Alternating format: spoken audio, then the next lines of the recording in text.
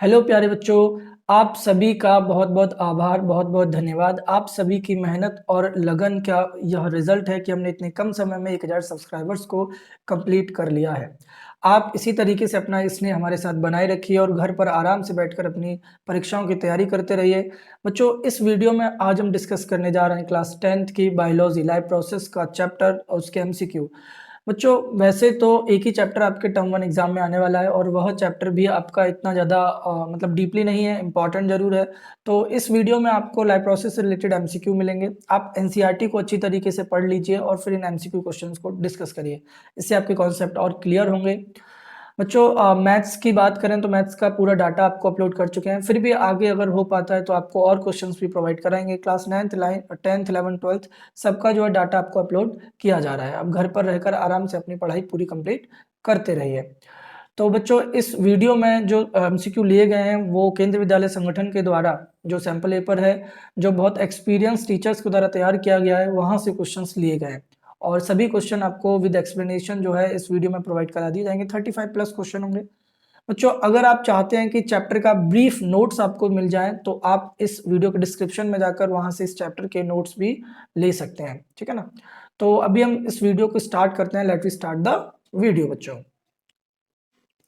देखो बच्चों, अब हम क्वेश्चन करना स्टार्ट करते हैं। आराम से क्वेश्चंस को जज करना और समझना किस तरह क्वेश्चन सॉल्व हो रहा है। हम थोड़ा सा स्पीड में करने का प्रयास करेंगे जिससे आप एग्जाम टाइम में वही अप्रोच फॉलो कर सकें, ठीक है ना। क्वेश्चन नंबर फर्स्ट देखिए, विच of the following is not a digestive enzyme contain in a pancreatic juice. हमें बताना है पैनक्रियाटिक जूस में कौन सा डाइजेस्टिव एंजाइम नहीं होता है।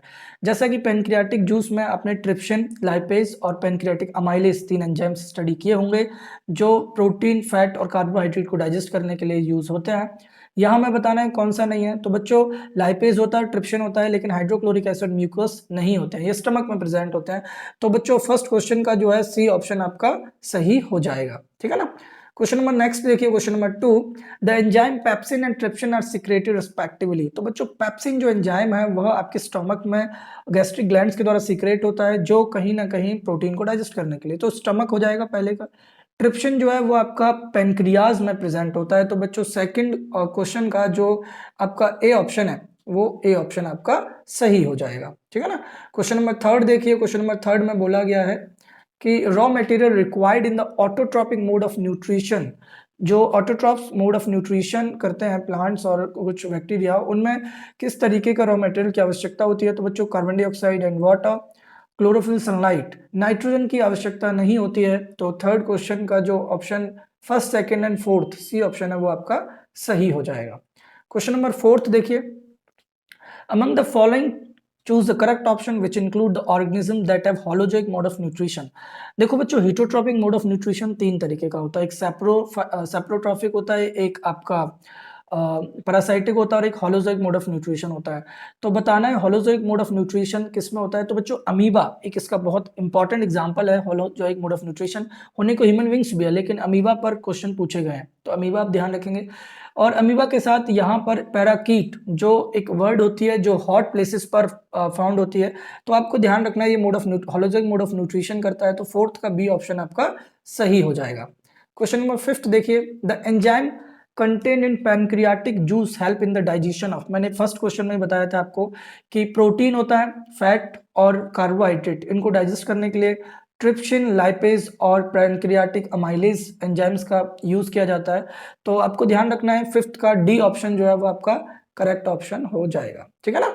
अब देखिए next question, question number six, which of the following help in the protecting the inner lining of the stomach. बच्चों, आपने देखा होगा डॉक्टर्स जो हैं, जो हेडेक, जो सिर दर्द की दवा होती है डिस्प्रिन, उसको खाली पेट लेने के लिए मना करते हैं। ऐसा क्यों? आपने देखा होगा कि जो लोग मांस खाते हैं, मीट खाते हैं, वो उसको डाइजेस्ट कर लेते हैं। क्या कभी आपने सोचा है कि उनके स्टमक में भी तो मांस होता है, वो क्यों नहीं डाइजेस्ट होता? तो बच्चों, इनका आंसर होता है म्यूकस की लेयर। ऐसा होता है कि हमारे स्टमक में एक म्यूकस की लेयर होती है, वो हमारे ऑर्गन्स को प्रोटेक्ट करके रखती है। उसी म्यूकस की लेयर की वजह से हमारे ऑर्गन डाइजेस्ट नहीं होते हैं। और अगर हम खाली पेट उस डिस्प्रिन की गोली को ले लेते हैं, सिर दर्द की दवा को, तो उससे म्यूकस की लेयर डैमेज हो जाती है। इसलिए हमें कभी भी खाली पेट नहीं लेनी चाहिए। तो बच्चों, इस सिक्स्थ क्वेश्चन का आंसर भी यही है कि कौन सी लेयर जो हमें बचा के रखती है HCl हाइड्रोक्लोरिक एसिड से, तो वो म्यूकस की लेयर होती है। तो सिक्स क्वेश्चन का ए ऑप्शन बिल्कुल सही है। सेवंथ क्वेश्चन बोलता है sometimes we get painful cramps. बच्चों आपने देखा होगा कभी कभी रनिंग करते समय स्पोर्ट्स प्लेयर या हम ही लोगों को दौड़ते हुए जब हमें ज़्यादा ऑक्सीजन की रिक्वायरमेंट होती है तो हमारी बॉडी में एनारोबिक रेस्पिरेशन होने लगता है, तो एट दैट टाइम हमारी बॉडी में क्रैम्प्स क्रिएट हो जाते हैं। तो वो किस लिए? क्योंकि वो लैक्टिक एसिड फॉर्म होने लगता है। तो यहाँ पर सेवंथ क्वेश्चन उसी से रिलेटेड है कि कभी कभी हमारे पेनफुल क्रैम्प्स क्रिएट हो जाते हैं मसल्स में, तो इसका क्या कारण होता है? लैक्टिक एसिड इसका कारण होता है। ये इंपॉर्टेंट क्वेश्चन है, आपको रिमेंबर रखना है, सेवंथ का डी ऑप्शन, ठीक है ना। क्वेश्चन नंबर 8 देखिए, the when which brings clean blood from the lungs into the heart. हमें बताना है कि लंग्स से हार्ट में कौन सी वीन ब्लड लेके आती है। तो बच्चों पल्मोनरी वीन होती है वह।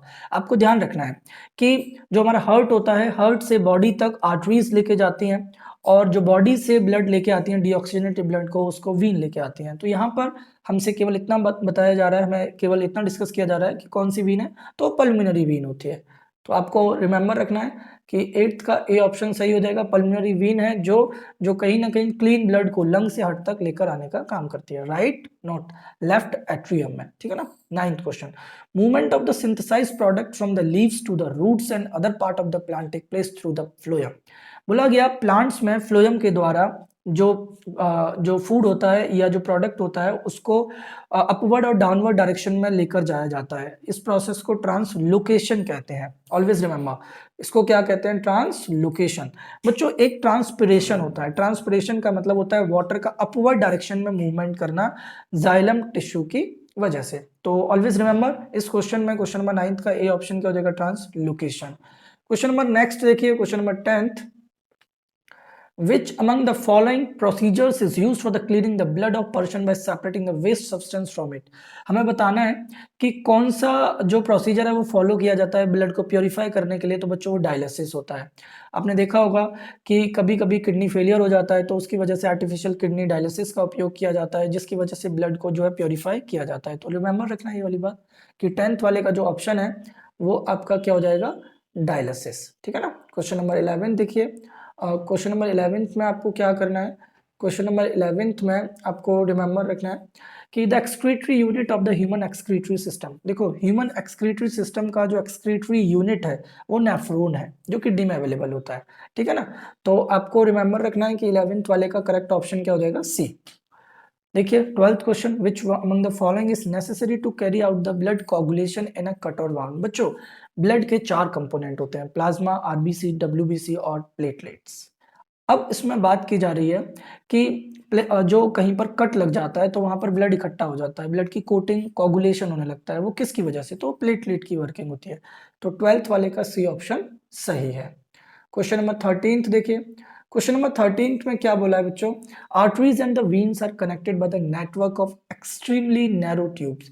बिल्कुल सही है। मैंने आपको इसी वीडियो में पहले बताया था कि आर्टरीज हार्ट से ऑक्सीजनेटेड ब्लड को बॉडी पार्ट्स तक लेकर जाती हैं, वीन्स डीऑक्सीजनेटेड ब्लड को बॉडी पार्ट्स से हार्ट्स तक लेकर आती हैं। हमें बोला जा रहा है आर्टरीज और वीन्स को कौन कनेक्ट करता है? तो बच्चों ब्लड कैपिलरीज होती हैं। तो 13th का बी ऑप्शन जो है वो करेक्ट हो जाएगा। 14 question, choose the event that does not occur in a photosynthesis. Photosynthesis में कौन सा इवेंट नहीं होता है? Absorption of light energy by chlorophyll, बिल्कुल होता है। Reduction of carbon dioxide to carbohydrate, बिल्कुल होता है, इंपॉर्टेंट है रिडक्शन, ठीक है ना, ध्यान रखना है कार्बन डाइऑक्साइड से कार्बोहाइड्रेट में। थर्ड ऑप्शन है oxidation of carbon to carbon dioxide, ऐसा नहीं होता है। तो 14th का सी ऑप्शन है जो जो फोटोसिंथेसिस में टेक प्लेस नहीं करता है। क्वेश्चन नंबर 15 देखिए, क्वेश्चन नंबर 15 में बोला है choose the correct statement that describe arteries, जो आर्टरीज को सही तरीके से एक्सप्लेन करता हो। ए ऑप्शन पढ़ते हैं, they have thick elastic walls, बिल्कुल। आपको ध्यान रखना है आर्टरीज का क्या करते हैं, तो जो लेफ्ट वेंट्रिकल होता है वहां से ब्लड को लेकर जाती हैं मेन आर्टरी अरूटा के थ्रू, जो कि थिक होती है। जब ब्लड पंप होता है तो बच्चों हाई प्रेशर होता है 120 mm ऑफ Hg, जिसको सिस्टोलिक प्रेशर कहते हैं, ठीक है ना। तो थिक वॉल्स होती हैं और हाई प्रेशर क्रिएट होता है, ये वाली बात रिमेंबर रखनी है। तो बोला गया पहले ऑप्शन में थिक वॉल्स होती हैं और हाई प्रेशर होता है, ब्लड फ्रॉम डिफरेंट ऑर्गन, ये बात गलत है। डिफरेंट ऑर्गन से नहीं, हार्ट से जाता है डिफरेंट ऑर्गन तक। बी ऑप्शन थिन वॉल गलत है।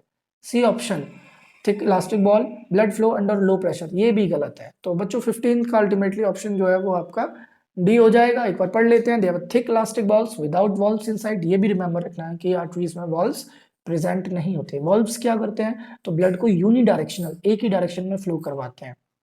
The blood flows under high pressure and carry blood away from the heart to the different part of the body. Artery की वर्किंग है, रिमेंबर रखनी है।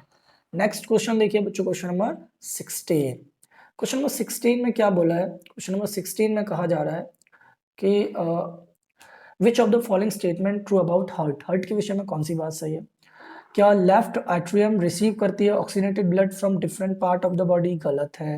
Receive deoxygenated blood from the lung, lung से deoxygenated blood नहीं आता है, oxygenated blood आता है, बी भी गलत है। सी वाला देखिए, left ventricle pump oxygenated blood, सही है, to different body parts, while right ventricle pump deoxygenated blood to the lungs, बिल्कुल सही है।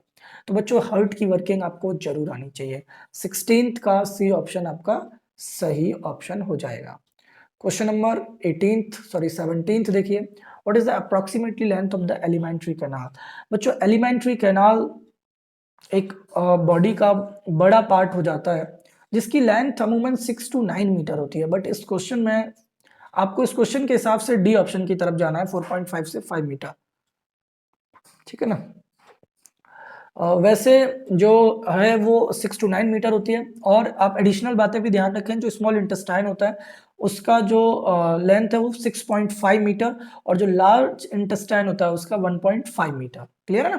Question number 18, the correct path of the urine. Urine का करेक्ट पाथ क्या होता है बच्चों, आपको अगर मैं बात करूं डाइजेशन की भी पता होनी चाहिए कि डाइजेशन किस तरीके से माउथ से अनल स्पिंक्चरल तक जाता है पूरा पार्ट्स में, क्योंकि सीक्वेंस आता है, बोर्ड में आता है, रिमेंबर ये थिंग। तो उसके बाद आपको रेस्पिरेशन का भी पता होना चाहिए कि नोस्ट्रिल से लेके डायफ्रेम तक, या जिस तरीके से भी आपका फेरेंक्स, लारिंक्स, ट्रैकिया, ब्रोंकी, एल्विली, वो रिमेंबर आपको होना चाहिए। लंग्स का भी ध्यान रखना, ये आपका एक्सक्रीटरी सिस्टम से लिया गया है। तो सबसे पहले किडनी होता है जहाँ नेफ्रॉन्स होते हैं जो फिल्टर करते हैं, उसमें ग्लोमेरुल्स होते हैं, वोमेन कैप्सूल, वो एक अलग बात है, बट आपको मेजर बातें रिमेंबर रखनी है कि किडनी से यूरेटर के थ्रू यूरिनरी ब्लैडर में स्टोर होता है और उसके बाद यूरेथ्रा से पास आउट हो जाता है। तो उस 18th का सी ऑप्शन जो है वो आपका करेक्ट ऑप्शन हो जाएगा। तो उस 18th का सी ऑप्शन सही है, ठीक है ना। 19th और 20th क्वेश्चन देखिए, when air is blown through lime water. बच्चों केमिस्ट्री से लिया गया क्वेश्चन है, लेकिन ये एक्सपेरिमेंट बेस्ड क्वेश्चन है बायोलॉजी से, तो रिमेंबर रखना है कि जो एयर है जब उसे लाइम वाटर से पास करवाते हैं, कैल्शियम हाइड्रोक्साइड COH का होल ट्वाइस से पास करवाते हैं, तो वह मिल्की हो जाता है। ऐसा किस वजह से, कार्बन डाइऑक्साइड गैस की प्रेजेंस की वजह से। तो 19th का बी ऑप्शन सही है, रिमेंबर रखना है, ठीक है ना, केमिस्ट्री में भी और बायोलॉजी में भी। 20th क्वेश्चन है, विच of the statement is correct regarding bile. Bile के रिगार्डिंग, तो बच्चों बाइल का बहुत इंपॉर्टेंट रोल होता है फैट को डाइजेस्ट या इमल्सिफिकेशन ऑफ फैट में। इसे कौन सीक्रेट करता है, लिवर, जो largest gland of the body होता है, ध्यान रखना है। एक तो HGH human growth hormone secrete करने वाली gland, master gland pituitary gland होती है, और एक लार्जेस्ट ग्लैंड आपका लिवर होती है। तो बाइल कौन सीक्रेट करता है, लिवर। और बाइल कहाँ स्टोर होता है, तो डक्ट में, बाइल डक्ट में। तो बच्चों बी ऑप्शन इसका सही हो जाएगा 20th क्वेश्चन का, कि bile secreted by liver and stored in the bile duct, ठीक है ना। क्वेश्चन नंबर 21 देखिए और 22 देखिए। क्वेश्चन नंबर 21 में आपसे कहा गया है कि the opening and the closing stomata port depends upon. बच्चों स्टोमेटा एक बहुत इंपॉर्टेंट टॉपिक है, 9th में भी और 10th में भी।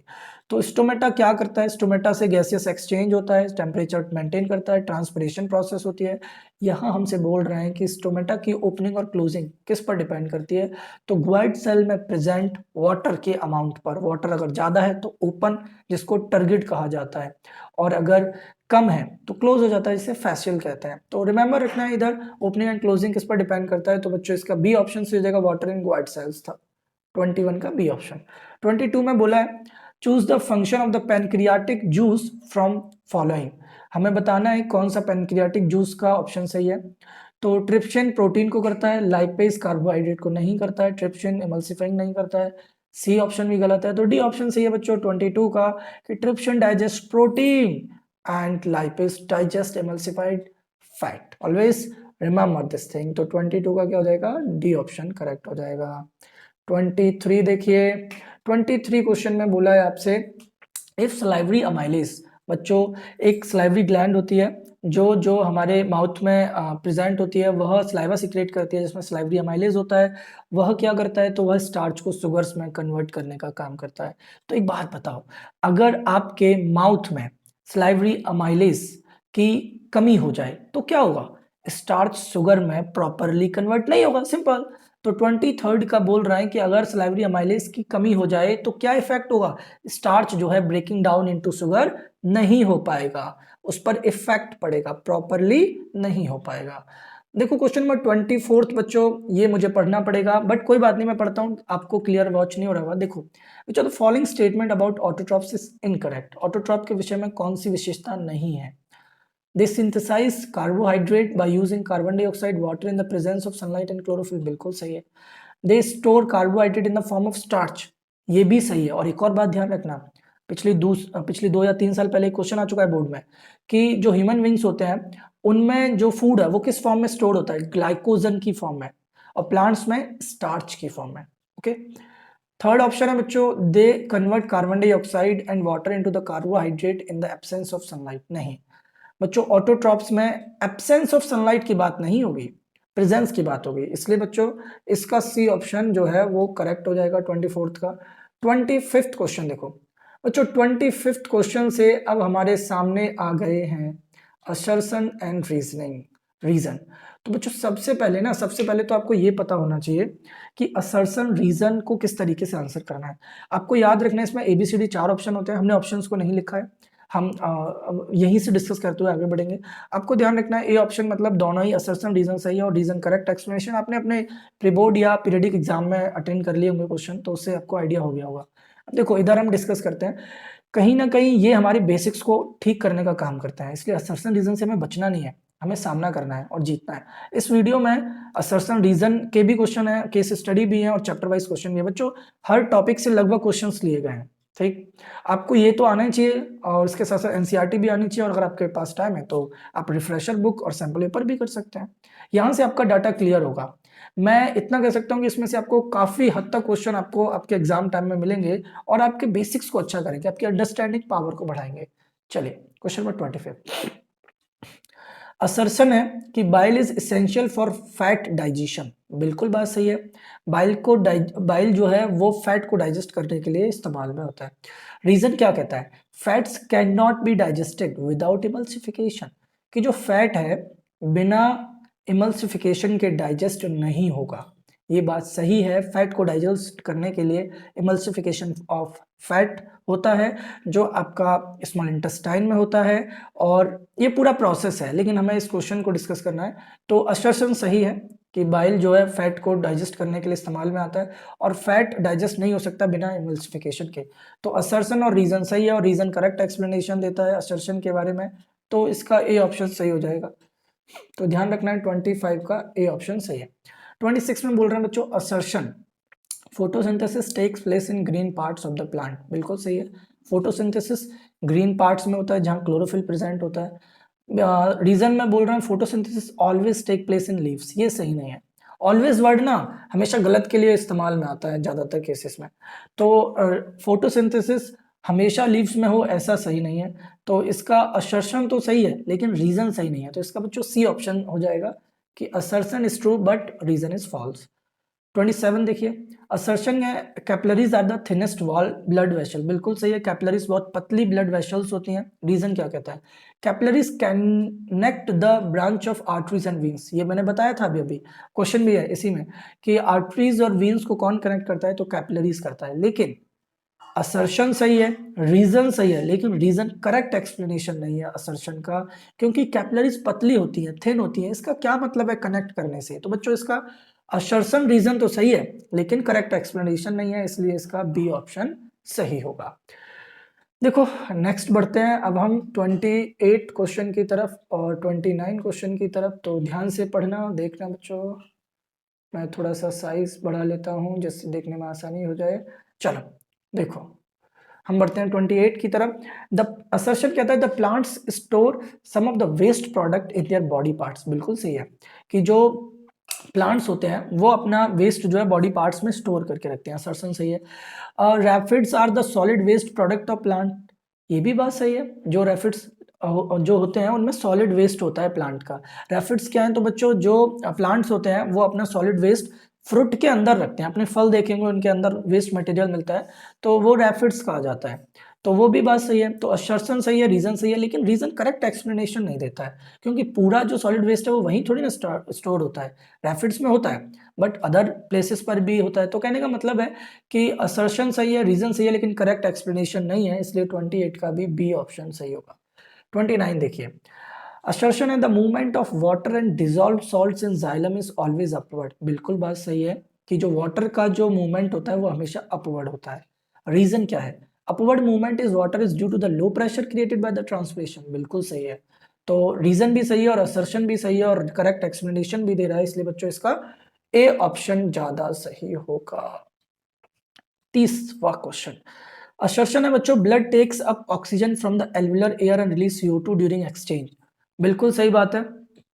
बच्चों आपको रिमेंबर रखना है कि जो आपका जो एल्वली होता है, जो आपका लंग्स होते हैं जहाँ पर एल्वलीज प्रेजेंट होते हैं, वो प्लेस होता है जहाँ पर एक्सचेंज होता है ऑक्सीजन और CO2 का। तो असर्शन सही है, लेकिन रीजन की बात करें तो concentration of oxygen is more in alveolar air. ये भी बात सही है कि जो एल्वुलर होता है वहां पर ऑक्सीजन की मात्रा ज्यादा होती है, लेकिन ये करेक्ट एक्सप्लेनेशन नहीं देता है। केवल इसको हम कहेंगे कि असर्शन सही है, रीजन सही है, लेकिन reason is not the correct explanation of assertion. तो इसका भी बच्चों बी ऑप्शन आपका सही हो जाएगा। ठीक है ना। अब देखो, अब हम बढ़ते हैं नेक्स्ट बच्चों 31 क्वेश्चन की तरफ, जो कि आपके कहीं ना कहीं केस स्टडी क्वेश्चन है। बच्चों आपको अपने व्यूज भी बताने हैं कि वीडियो आपको किस तरीके का लगा, और बच्चों पूरा कंप्लीटली वीडियो को वॉच करना। बहुत इंपॉर्टेंट क्वेश्चन इस वीडियो में हम लोग डिस्कस करना है, अपनी ओपिनियन बताना। और अगर आपको अच्छा लगता है तो लाइक भी करना, सब्सक्राइब भी करना और अपने फ्रेंड्स के साथ शेयर भी करना। आप ही का मेहनत है जिसकी बदौलत हम इतना आगे चल पा रहे हैं, बढ़ पा रहे हैं। तो ठीक है ना, तो आप अपना साथ इसी तरीके से बनाए रखना। देखिए, बढ़ते हैं क्वेश्चंस की तरफ, जिसमें पहले हमें पैराग्राफ स्टडी करना है। देखिए, हिटोट्रॉपिक न्यूट्रिशन मैं आपको पहले ही बता चुका हूँ। हिटोट्रॉपिक न्यूट्रिशन जो ऑटोट्रॉप से खाना लेते हैं, जो अपना खाना खुद नहीं बनाते हैं, 3 तरीके का होता है, सैप्रोफाइट्स और पैरासाइटिक, होलोजोइक। वही यहाँ पर पैराग्राफ भी रखा है कि जो हिटोट्रॉप्स है वो रेडीमेड खाना लेते हैं, मतलब ऑटोट्रॉप से खाना लेते हैं। The organism that depend upon outside source for obtaining organic nutrient, heterotrophs कहते हैं, और ये 3 तरीके का होता है। तो देखिए, आपको इनके एग्जाम्पल भी याद रखने हैं। Saprophytes, saprophytic mode of nutrition, जो डेड एंड डिके से अपना खाना लेते हैं, जैसे कि कुछ ऑर्गेनिज्म बैक्टीरिया होते हैं। जैसे यहाँ पर एग्जाम्पल है, यीस्ट भी होता है, मशरूम भी होता है, माउल्ड भी होता है, ब्रेड माउल्ड। तो पहले 31st क्वेश्चन देखते हैं। In which of the following group of organism food materials broken outside the body, body से बाहर फूड को तोड़ा जाता है और वहां से लिया जाता है। तो बच्चों ये सैप्रोफाइट्स काम करते हैं, सैप्रोफाइटिक फूड ऑफ न्यूट्रिशन। तो आपको इसका 31st का सही ऑप्शन बी हो जाएगा, यीस्ट, मशरूम और ब्रेड माउल्ड, जो कि आपको रिमेंबर रखना है। तो अब बढ़ते हैं नेक्स्ट क्वेश्चन की तरफ। 32 क्वेश्चन क्या है बच्चों, विच of the following is parasite. Parasite कौन सा होता है? तो पैरासाइट 2 तरीके के होते हैं, एंडो पैरासाइट और एक्सो पैरासाइट। आपने देखा होगा, इसके एग्जाम्पल होते हैं बच्चों टिक्स, टैपवर्म्स और लाइसिस, लीचेस। तो अभी यहाँ पर आपको बोल रहे हैं कौन सा पैरासाइट है। तो पैरासाइट एक तो एंडो होते हैं, जो होस्ट के अंदर प्रेजेंट रहकर लेते हैं, और एक होता है एक्सो पैरासाइट। आपने देखा होगा, पेट में कीड़े पड़ जाते हैं, टैपवर्म्स हो जाते हैं, तो उनको हम क्या नाम देते हैं? उनको एंडो पैरासाइट कहते हैं। और एक्सो पैरासाइट्स, अमरवेल आपने देखी होगी। तो यहाँ पर हमसे बोल रहे हैं कौन सा पैरासाइट है। यीस्ट नहीं है, सैप्रोफाइट्स है। अमीबा होलोजोइक है। अर्थवर्म सैप्रोफाइट्स है। तो बचा कौन? टेनिया। तो ध्यान रखना है, 32 का जो ऑप्शन आपका हो जाएगा वो आपका बी ऑप्शन हो जाएगा। ये टैप वर्म फैमिली का मेंबर होता है। 33, which of the following is an example of saprotroph. Mushroom अभी अभी फर्स्ट क्वेश्चन में भी आया था 31 वाले में, तो 33 का भी बी ऑप्शन आपका सही हो जाएगा। 34 क्वेश्चन देखिए, होलो हीट्रोट्रॉपिक न्यूट्रिशन इन्वॉल्व। तो हीट्रोट्रॉपिक कहाँ इन्वॉल्व होता है? Production of simple sugar from inorganic, ये तो ऑटोट्रॉप का वर्किंग है। Utilization of chemical energy to prepare food, ये भी ऑटोट्रॉप है। सी ऑप्शन में बोल रहे हैं utilization of energy obtained by plants, ये आपका हीटोट्रॉप्स है, कि जो प्लांट से खाना लेते हैं और उसका एनर्जी यूटिलाइजेशन में हेल्प किया जाता है, तो हीटोट्रॉपिक हो जाएगा। तो 34 का आपका सी ऑप्शन सही है। ठीक है ना। अब देखिए नेक्स्ट एक और पैराग्राफ है बच्चों, transpiration is the evaporation loss of water by plants. Plants से पानी को लॉस करना ट्रांसपिरेशन के थ्रू होता है। It occur mainly through the stomata in leaves, leaves में प्रेजेंट स्टोमेटा की वजह से ज़्यादातर होता है, बिल्कुल सही है। Besides the loss of water, पानी का लॉस तो होता ही है, उसके साथ गैसियस एक्सचेंज भी होता है और ट्रांसपिरेशन होता है। Normally stomata remain open in a day, ज़्यादातर दिन में ये ओपन होते हैं और रात के समय क्लोज हो जाते हैं। 35 question, which of the following will not directly affect transpiration, transpiration से क्या प्रभावित नहीं होता है?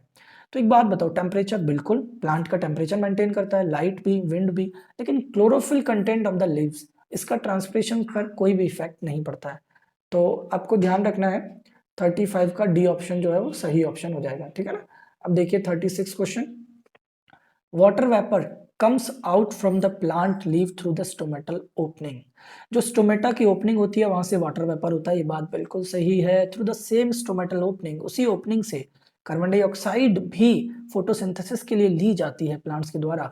तो बताइए कौन सा स्टेटमेंट सही है? The above process happen only during night time, नहीं, नाइट के समय नहीं। One process occur during day and one at night, ऐसा भी जरूरी नहीं है। Both process can not be happen simultaneously, ये भी बात सही नहीं है, दोनों एक साथ नहीं हो सकते। डी ऑप्शन में बोल रहा है both process can happen together at a day time, या एब्सोल्युटली राइट। 36 का डी ऑप्शन आपका करेक्ट हो जाएगा, दोनों जो है आपके डे टाइम में कर हो सकते हैं। देखिए बच्चों 37 क्वेश्चन और 38 क्वेश्चन। 37 क्वेश्चन में हमसे कहा जा रहा है, ऑप्शन जो है वो अप्रोप्रिएट नहीं है, लेकिन मैं पढ़ देता हूँ। Which of the following statement is not true for the stomata, stomata के विषय में कौन सी बात सही नहीं है? Guard cells invariably possess chloroplast and mitochondria, ये बात सही है। आपके ग्वाइट सेल्स जो है क्लोरोप्लास्ट कंटेन करते हैं, माइटोकॉन्ड्रिया कंटेन करते हैं। सेकंड ऑप्शन है बच्चों, ग्वाइट सेल्स आर ऑलवेज, यहाँ पर भी वर्ड ऑलवेज आया, मामला खराब कर दिया। तो आपको ध्यान रखना है बच्चों, ऑलवेज वर्ड नहीं है। ग्वाइट सेल्स ऑलवेज हमेशा सब्सिडरी सेल्स से सराउंडेड होते हैं, नहीं, कभी कभी सब्सिडरी सेल्स से सराउंडेड होते हैं। सब्सिडरी सेल्स मतलब जब जब सेल की शेप एंड साइज फिक्स होने लगे तो उसे सब्सिडरी सेल नाम दिया जाता है। तो guard cells sometime surrounded by subsidiary cells, not always. तो 37 का जो है बी ऑप्शन सही हो जाएगा। कौन सी बात सही नहीं है? तो बी वाली बात सही नहीं है, सी और डी सही है। 38 देखिए, विच of the following is not a purpose of transpiration, transpiration का क्या पर्पज नहीं है? एब्जॉर्प्शन में, ट्रांसपोर्ट में, बिल्कुल है। Prevent of loss of water, नहीं, ये पानी को लॉस होने से बचाता नहीं है, उसको लॉस करवाता है। तो बी ऑप्शन इसका भी हो जाएगा। 38 का कौन सा पर्पस नहीं है? बी पर्पस नहीं है। बच्चों इस वीडियो में हमने उन्होंने अप्रॉक्स 38 क्वेश्चन डिस्कस किए हैं और लाइव प्रोसेस को निस्तनाबूद करने का प्रयास किया है। आशा करते हैं आपको वीडियो बहुत पसंद आएगा। अगर वीडियो पसंद आता है तो लाइक करना, शेयर, सब्सक्राइब करना और अपने ओपिनियन जरूर बताना। ठीक, अपने घर पे पढ़ाई करते रहो। आपको जिस टॉपिक या जिस भी चैप्टर से रिलेटेड कोई क्वेरी है वो कमेंट बॉक्स में मुझसे डिस्कस कर सकते हो। अभी इसी तरीके की आपको मैं नेक्स्ट वीडियो प्रोवाइड कराने की कोशिश करूंगा, प्रयास करूंगा। आप हंसते रहिए, मुस्कुराते रहिए और बने रहिए एनसीईआरटी प्लस के साथ। मिलते हैं नेक्स्ट वीडियो में। ओके।